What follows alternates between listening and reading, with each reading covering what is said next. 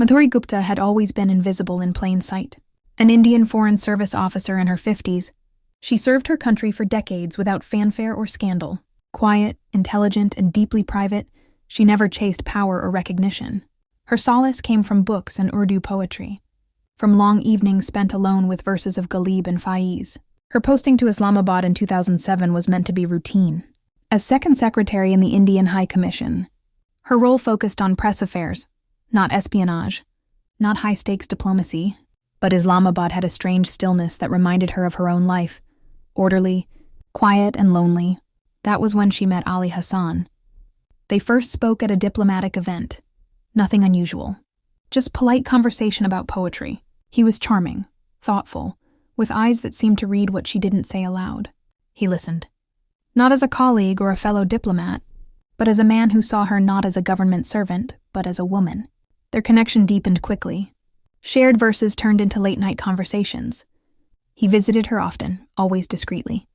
She told herself it was just friendship, but in truth, it had been love from the start. In his presence, she felt younger, seen, and cherished. He never asked for anything until he did. The requests came subtly, casual questions at first, then small favors, an internal memo, a bit of intel she thought harmless. She justified it all with one belief: he loves me.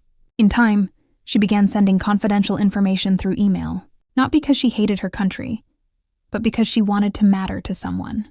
Back in Delhi, the intelligence agencies began noticing irregularities. Suspicion turned to investigation, and within months, the trail led to her. She was abruptly recalled in 2010. On her last night in Islamabad, Ali held her hand and whispered, "Don't worry. Nothing will happen." But the moment she landed, she was detained. When the news broke, Indian diplomat, arrested for spying for Pakistan, the nation erupted. She was vilified, reduced to a traitor in headlines.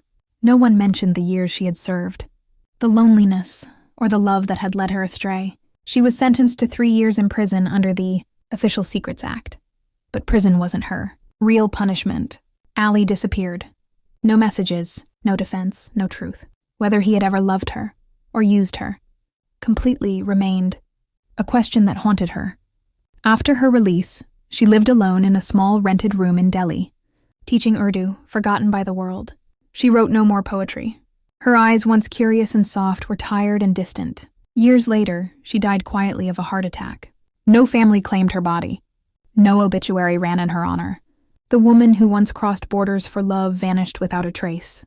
In the drawer of her desk was a single sheet of paper, with one final line: "Yaad rakhna main bewafa nahi thi, sirf akeli thi." Remember, I wasn't unfaithful, just lonely.